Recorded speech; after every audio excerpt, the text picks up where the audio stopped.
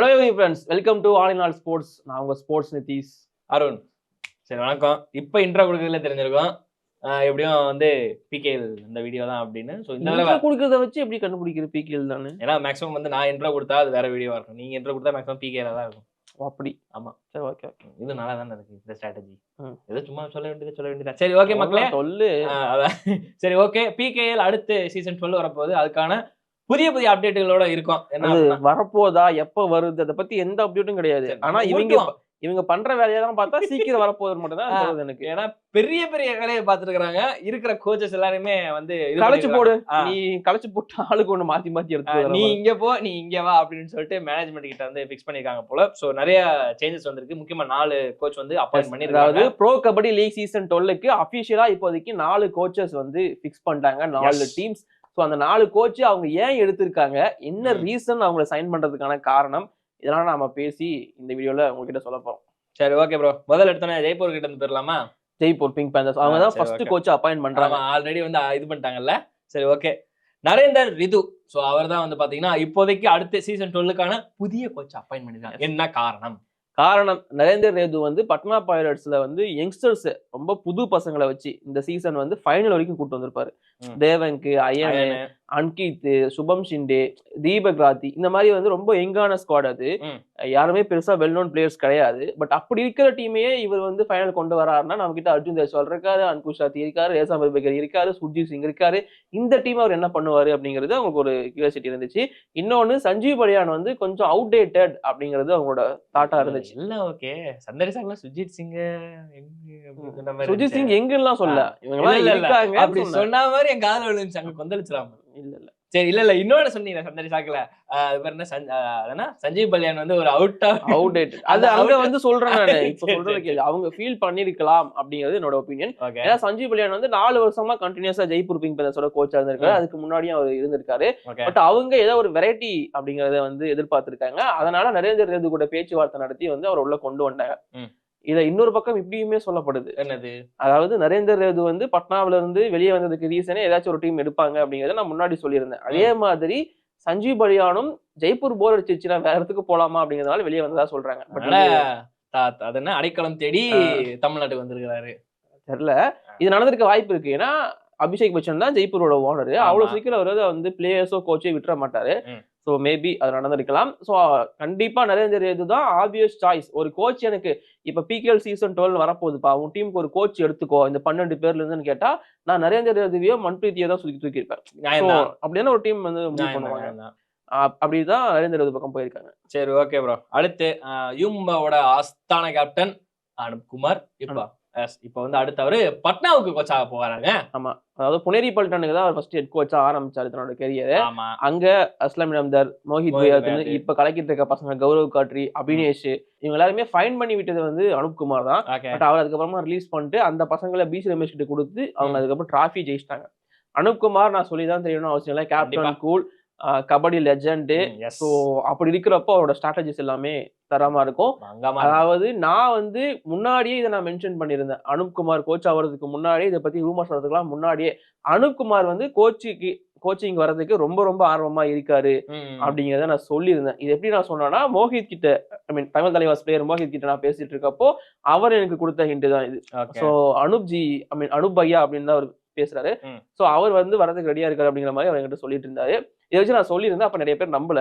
But அவரு அப்பாயிண்டே பண்ணிட்டாங்க Patna pirates. ஏன்னா பட்னா பைரட்ஸ்ல யங்ஸ்டர்ஸ் தான், ஃபுல் ஆஃப் யங்ஸ்டர்ஸ் தான். அவங்கள லீட் பண்றதுக்கு ஒரு லெஜண்ட் வேணும்னா இவரை விட்டா வேற எந்த சான்ஸ் இருக்க போகுது? கேப்டன் பல சம்பவம் பண்ணவரு. அப்கோர்ஸ் எல்லாருக்குமே பிடிச்ச ஒரு கேப்டன். எவ்வளவு தூரம் அமைதியா இருக்கிற ஒரு கேப்டன். ஸோ கண்டிப்பா யாருக்குமே விருப்பம் இல்லையா? அனுப்குமாரோட கூல் ஸ்ட்ராட்டஜிஸ் எப்பவுமே ஒர்க் ஆகும். கண்டிப்பா பட்னா பைரட்ஸ் இவர் தலைமையின் கீழ் சம்பவம் பண்ண காத்துட்டு இருப்பாங்க அப்படிங்கிற எக்ஸ்பெக்டேஷன் எனக்கு இருக்கு.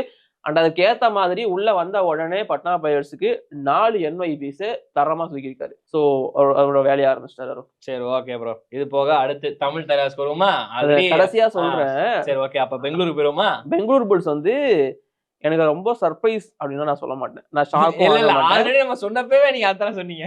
நான் முன்னாடி நம்ம வீடியோ பேசிட்டு இருக்கப்பவே நான் சொன்னேன் பெங்களூரு புல்ஸ் ரந்தீப் சிங் ஷெராவத்தை தூக்கிடுவாங்க அப்படிங்கிறது. வாய்ப்பு 200க்கு 200. அதாவது இதையும் மென்ஷன் பண்ணியே சொன்னேன். ஸ்டீஃபன் பிளேமிங் மாதிரி சிஎஸ்கே எப்படி ஒரே கோச்சோ அந்த மாதிரி பெங்களூரு புல்ஸுக்கு ஒரே கோச் ரந்தீப் சிங் ஷெராவத். ஆனா இந்த வருஷம் அவர் தூக்கிறதுக்கான வாய்ப்பு நிறைய இருக்கு. அதே அவுடேட் ஆயிட்டாரு அப்படிங்கறத அவங்க ஃபீல் பண்றாங்க அப்படிங்கறத மென்ஷன் பண்ணியிருந்தேன். அதுக்கேற்ற மாதிரி ரஞ்சித் சிங் ஷெகாவத்தை எடுத்துட்டாங்க. நீ சோகமா ஸ்டேட்டஸ் எல்லாம் போட்டு போஸ்ட் எல்லாம் போட்டு ரிலீஸ் பண்ணியிருந்தாலும் நீ டீமுக்காக தான் பண்ணிருக்கங்கிறது எல்லாருக்குமே தெரியும். புரியுது. ஓகே தேங்க்யூ சொல்லிட்டு எண்ட் ஆஃப் அன் எரான்னு சொல்லி நானுமே ஸ்டோரி எல்லாம் வச்சிருந்தேன். என்ன அப்படின்னா ரஞ்சித் சிங் ஷெகாவத் தான் எனக்கு இப்ப பெங்களூர் புல்ஸ் நீங்க சொன்னீங்கன்னா எனக்கு ரஞ்சித் சிங் ஷெகாவத் தான் ஃபர்ஸ்ட் ஞாபகத்துக்கு வருவாரு. ஏன்னா அவங்க அந்த அளவுக்கு அவரை மதிச்சாங்க. எந்த அளவுக்குன்னா ரோஹித் குமார் சாம்பியன்ஷிப் வாங்கி கொடுத்த ஒரு கேப்டன் அவரை ரிலீஸ் பண்றாங்க. புல்டோசர் அவரை ரிலீஸ் பண்றாங்க.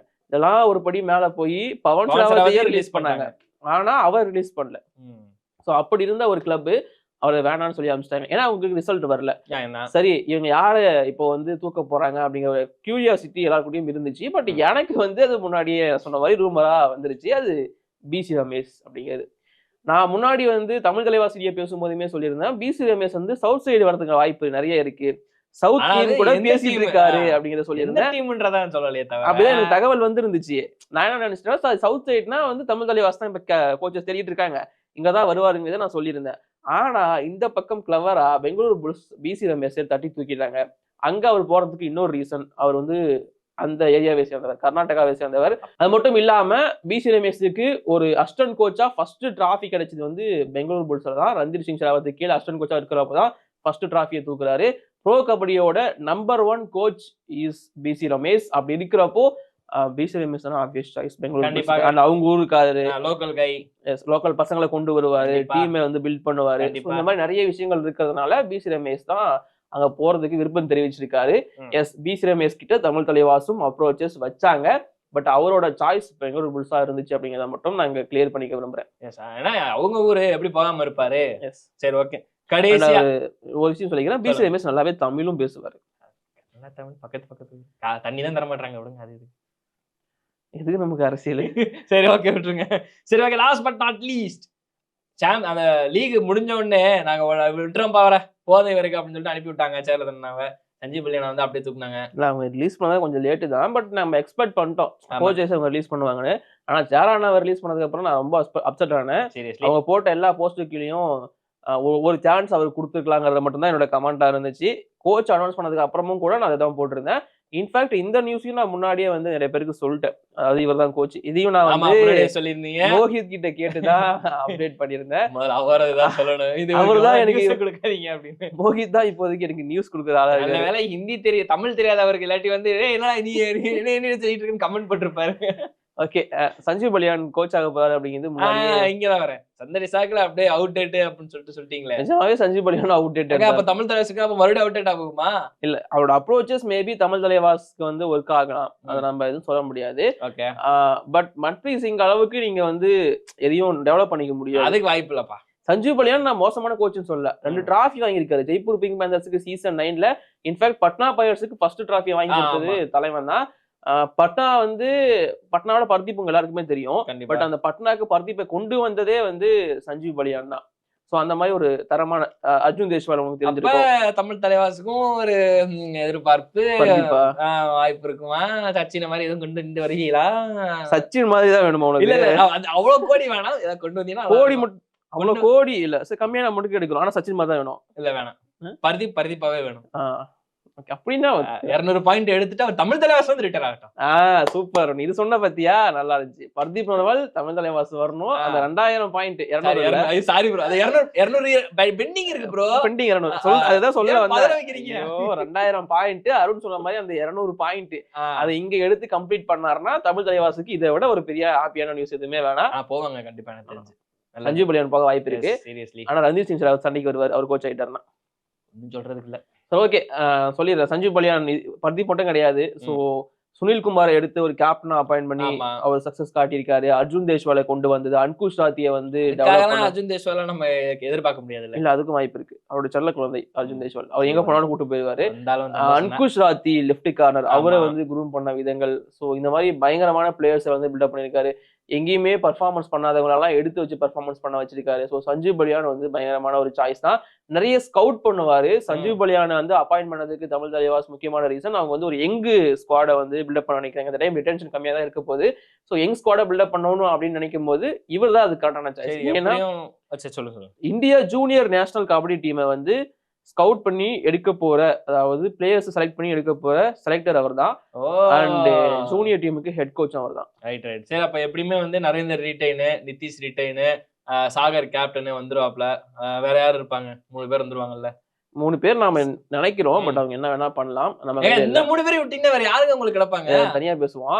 இப்போதைக்கு கோச்சை பத்தி மட்டும் பேசுவோம். சோ சஞ்சீவ் பலியான் வந்து அவங்க ப்ரிப்பேர் பண்ணதுல ரொம்ப பெஸ்ட் கோச்சா அவங்க ஃபீல் பண்ணிருக்காங்க.